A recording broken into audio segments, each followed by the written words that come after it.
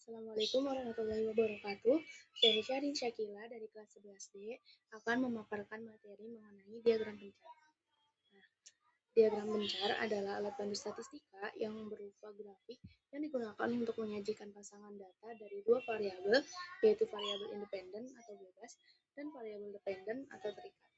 Variabel bebas atau X adalah variabel yang memengaruhi atau yang nilainya ditentukan terlebih dahulu. Dia biasanya terletak di sumbu horizontal atau X. Nah, selanjutnya ada variabel terikat atau Y, yaitu variabel yang dipengaruhi oleh variabel bebas.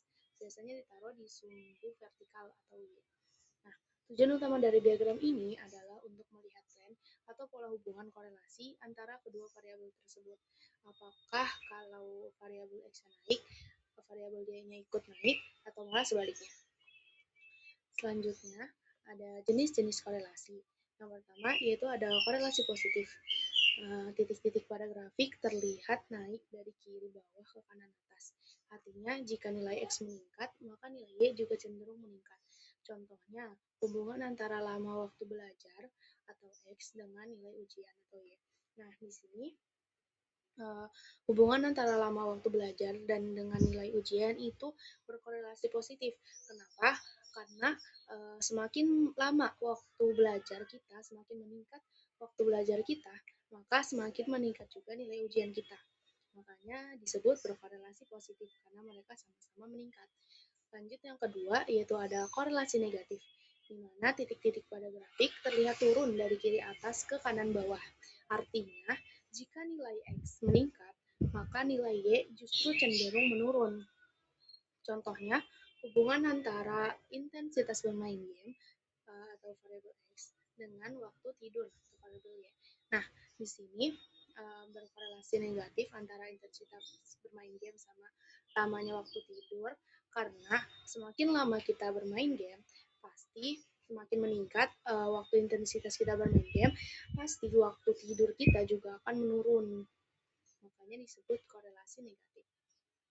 Selanjutnya yang ketiga, ada tidak berkorelasi atau tanpa hubungan. Nah, titik-titik di tidak berkorelasi ini, dia menyebar secara acak dan tidak membentuk pola atau garis tertentu.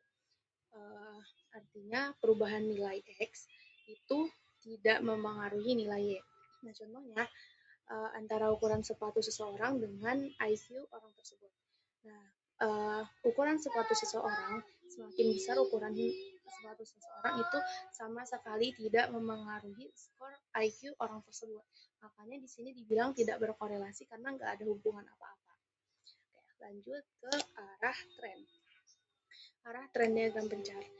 Pertama ada tren positif atau korelasi positif. Nah, tren dikatakan positif jika pergerakan data pada diagram pencar berjalan naik dari kiri bawah ke kanan atas. Konsepnya, kedua variabel bergeraknya searah. Jika nilai variabel bebas atau X meningkat, maka nilai variabel terikat atau Y juga akan meningkat. Begitu pula sebaliknya.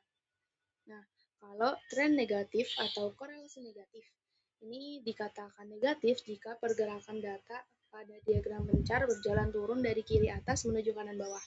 Konsepnya, kedua variabel bergerak berlawanan arah. Jika nilai variabel X meningkat, maka nilai variabel terikat atau variabel Y justru akan menurun.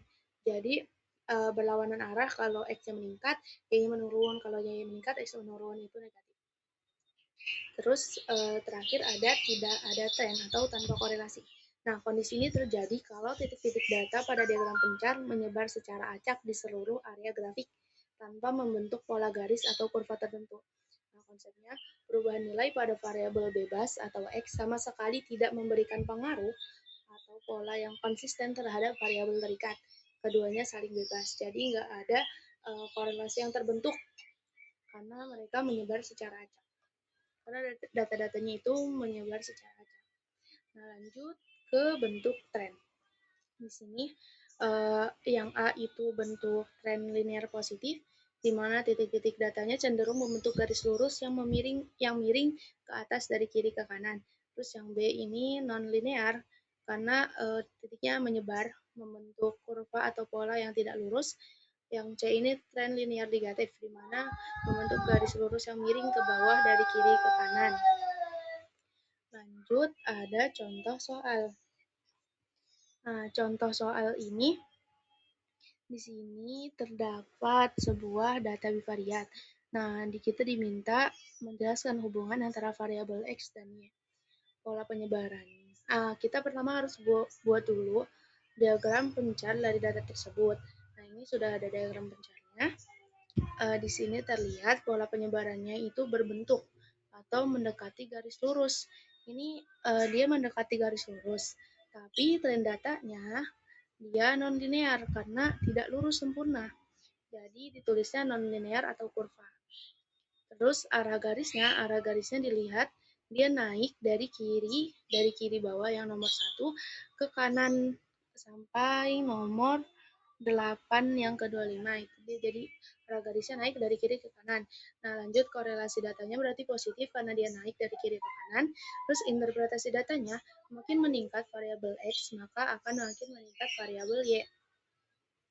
Nah, lanjut ke contoh soal kedua. Nah, contoh soal kedua ini ada sebuah studi kasus di mana sebuah penelitian dilakukan untuk mengamati hubungan antara jam tidur atau ini bisa disebut variabel independen dan performa akademik yang bisa kita jadikan variabel dependen selama 1 semester. Hasil penelitian ini ditampilkan dalam bentuk diagram pencar, di mana titik-titik pada diagram menunjukkan pola yang miring ke atas dari kiri ke kanan.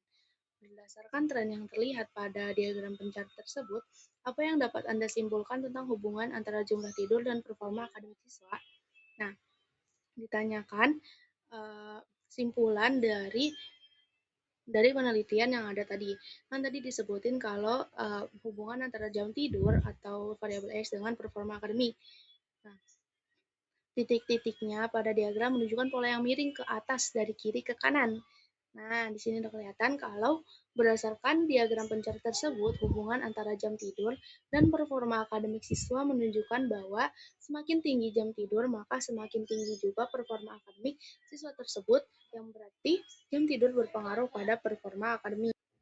Nah, jadi tren data bivariat dalam konteks penelitian ini ialah linear dengan korelasi positif yaitu variabel independen dan dependennya berbentuk atau mendekati garis lurus di mana berarti semakin banyak jam tidur siswa itu maka semakin baik juga performa akademiknya. Sekian materi yang bisa saya sampaikan. Kurang lebihnya mohon maaf. Wassalamualaikum warahmatullahi wabarakatuh.